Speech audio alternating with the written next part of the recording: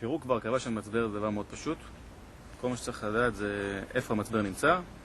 רוב הרכבים עם ההנעה הקדמית, המצבר נמצא כמובן מקדימה, בצד ימין, צד שמאל.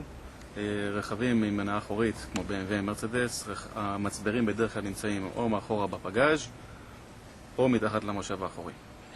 מה שצריך זה מפתח פתוח, מפתח פתוח 10 או 13, בדרך כלל זה מה שצריך. צריך לפרק את שתי הכתבים, את הפלוס ואת המינוס, לפרק אותם, ואת התושבות. בדרך כלל התושבות יש או בורג אחד או שני ברגים. ברגע שמשחררים את כל העסק הזה, שולפים אותו החוצה, שמים אחד חדש, ובזה נגמר כל הסיפור. הפתיחה נעשית באופן מאוד פשוט, עם פתוח 10 או 13 שוב על הכתבים, פותחים אותם עד הסוף, כדי שהכותב הזה יוכל לצאת כמו שצריך.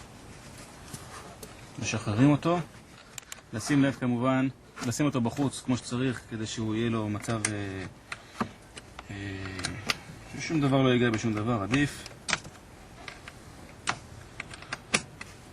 נשחרר גם את הצד השני, נשים אותו גם בצד, מחברים בוקסה לפה, מוציאים את הבורג הזה, תופס, משחררים אותו, מספיק לשחרר אותו טיפה. ברגע שמשחררים, כל העסק הזה פשוט שלף החוצה. כאשר מרכיבים את זה בחזרה, רצו לשים טיפה גריז, גריז שחור רגיל פשוט, לא הרבה, כדי שגם שיהיה מוליכות כמו שצריך, אבל זה בעיקר מונע את האבץ טיפה שנוצר על הכתבים האלה עם הזמן. סוגרים את זה בחזרה, כמו שפתחנו. כמובן לדאוג, עדיף לחבר את המינוס קודם ורק אחרי זה את הפלוס, ולדאוג כמובן שלא יהיו חוטים נפרדים בפלוס בעיקר, כדי שלא יהיו קצרים אחר כך. בזמן החיבור, בסוף החיבור כדאי, יש רכבים משנה מסוימת, תלוי שוב פעם בדגם, שצריך לעשות טיפוס למחשב אחרי שמחליפים מצבר.